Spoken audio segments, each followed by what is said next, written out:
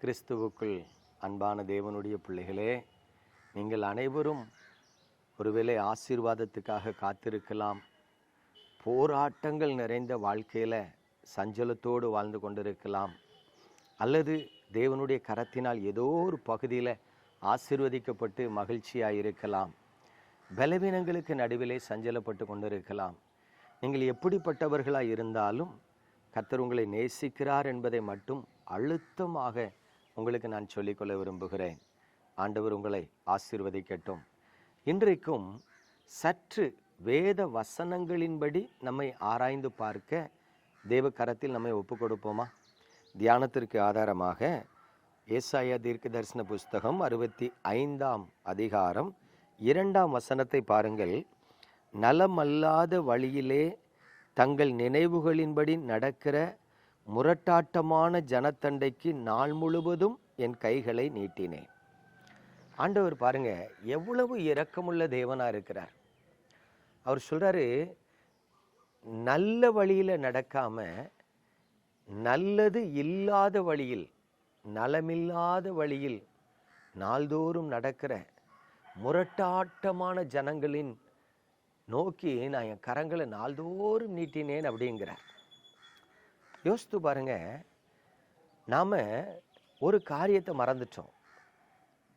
அன்பால் இருந்தால் ஆண்டவர் ஆசீர்வதிப்பார், பரிசுத்தமாய் இருந்தால் ஆண்டவர் ஆசீர்வதிப்பார், கீழ்ப்படிந்தால் ஆசீர்வதிப்பார், கர்த்தருக்கு காத்திருந்தால் ஆசீர்வதிப்பார்.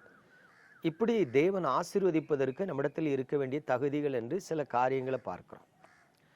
பாவம் செய்தால் கர்த்தர் ஆசீர்வதிக்க மாட்டார் அப்படின்னு அறிந்திருக்கிறோம், நல்லது. ஆனா பாவிகளை கர்த்தர் வெறுக்கவில்லை என்பதை நாம இன்னும் அறிந்து கொள்ளவில்லை. இன்னைக்கு ஒரு சபையில ஒரு வாலிபன் ஒரு தவறு செய்கிறான்னு வைத்துக் கொள்ளுங்களேன், உடனே நமக்கு என்ன வரும்? கோபம்தான் வரும்.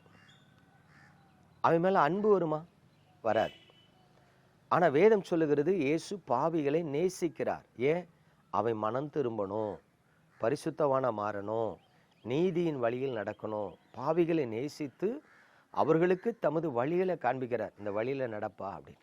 அப்போ நாம எப்படி சிந்திக்கணும்னா, ஒருத்தன் பாவம் செஞ்சான்னா அவனை கர்த்தர் வெறுப்பார். அவனை நம்ம பிரசங்கள்லாம் அப்படிதானே இருக்கு.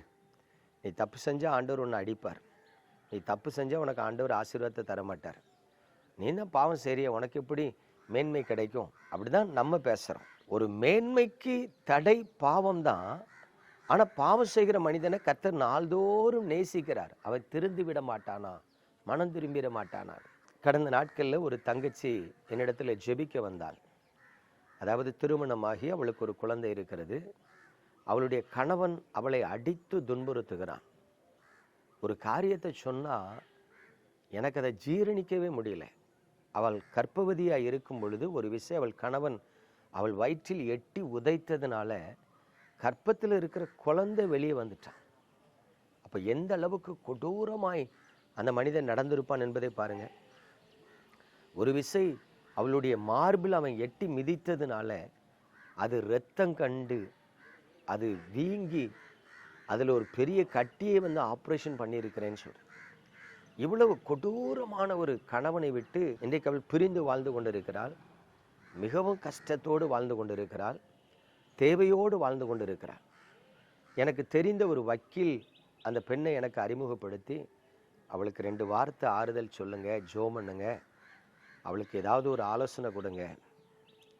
அப்போ அந்த தங்கச்சி எனக்கு ஃபோன் பண்ணி பேசும்போது நான் கர்த்தரை குறித்து, ஆண்டவர் கொடுக்குற விடுதலை குறித்து அவளுக்கு சில காரியங்களை சொல்லி, சரி இப்போதைக்கு தேவையோடு வேதனையோடு இருக்கிறாள, அவளுக்கு ஒரு 5000 ரூபாய் பணம் கொடுத்து உதவி செய்யலாம் அப்படின்னு நான் நினச்சி அவளிடத்துல பேசினேன். ஒரு ஜிபே நம்பர் தாம்மா, நான் உனக்கு பணம் அனுப்பி விடுறேன், வீட்டு வாடகை கொடுக்கலாம் அப்படின்னு.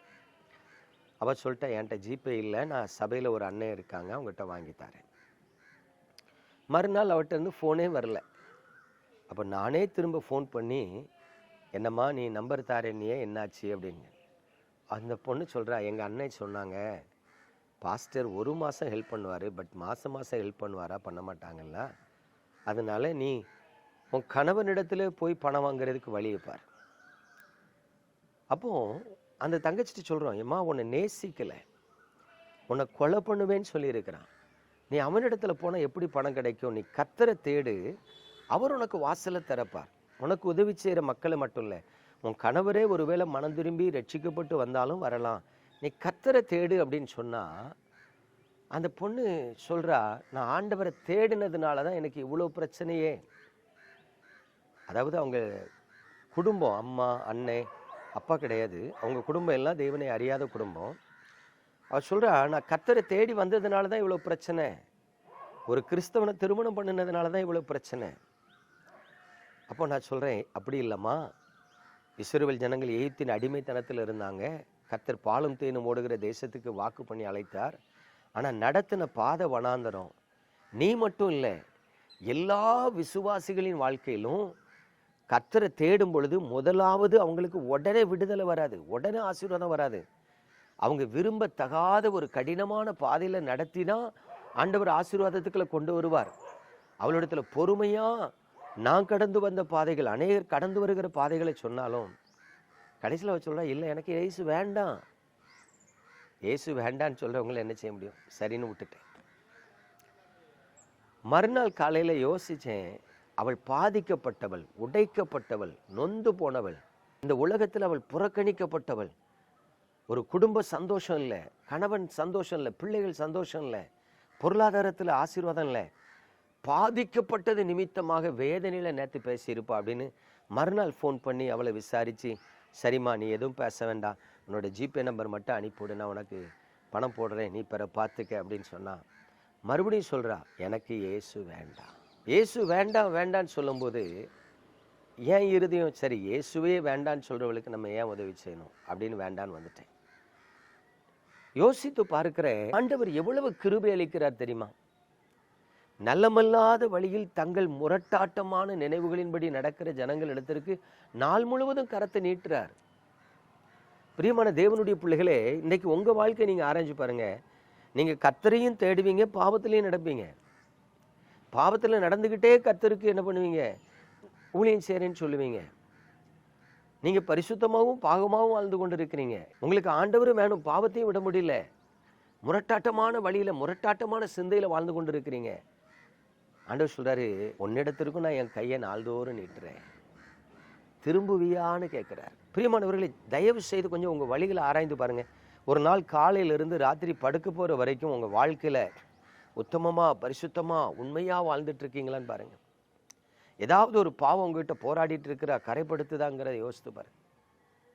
கர்த்தர் உங்களுக்கு நேர தன் கரத்தை நீட்டுகிறார். அவர் கரத்தை எட்டி பிடிச்சிட்டு நீங்க அவர் பக்கத்துல வருவீங்கன்னா உங்களை ஆசீர்வதிப்பார், பாதுகாப்பார், சமாதானமா நடத்துவார். நம்ம ஜெபிப்போமா? எங்கள் அன்பின் பரலோக தகப்பனே, கிருபையுள்ள அந்த காலை வேளையில உமது பலத்த கரத்துல உம்முடைய பிள்ளைகளை தருகிறேன். ஒரு ஊழியக்காரனாய் உமது பிள்ளைகளுக்காய் ஜெபிக்கிறேன். நீரே கை தூக்கி விடுகிறவர், நீரே கண்ணோக்கி பார்க்கிறவர், நீரே உமது முகத்தை பிரகாசிக்க பண்ணுகிறவர், நீரே சகலவிதமான ஆறுதலை கொடுக்கிறவர். இப்பொழுதும் ஆண்டவரே, கிறிஸ்தவனாய் இருந்து கொண்டு மாய்மால வாழ்க்கை வாழுகிறவர்கள், கிறிஸ்துவுக்குள் வராதபடி பாவத்தில் அடிமைப்பட்டு கிடக்கிறவர்கள், கிறிஸ்துவை ஏற்றுக்கொண்டாலும் அவருடைய வழிகளில் நடப்பதற்கு கவனம் இல்லாமல் இருக்கிறவர்கள், இப்படி பல விதங்களில் தங்களை முரட்டாட்டத்துக்கும் பாவத்துக்கும் விற்றுப்பட்ட ஜனங்களுக்கு நேராக என் கரங்களை நீட்டுகிறேன் என்று சொன்னீரே. இந்த செய்தியை கேட்கிற ஜனங்கள் ஒருவேளை அப்படிப்பட்டவர்களாய் இருந்தால் மனம் திரும்பி உம்மிடத்தில் வருவதற்கு நீர் கிருபை பாராட்டும். இந்த கிருபை அவர்களை தாங்கி நடத்தட்டும். இயேசு கிறிஸ்துவின் நாமத்தில் ஜெபித்து ஆசீர்வதிக்கிறேன் நல்ல பிதாவே, ஆமென்.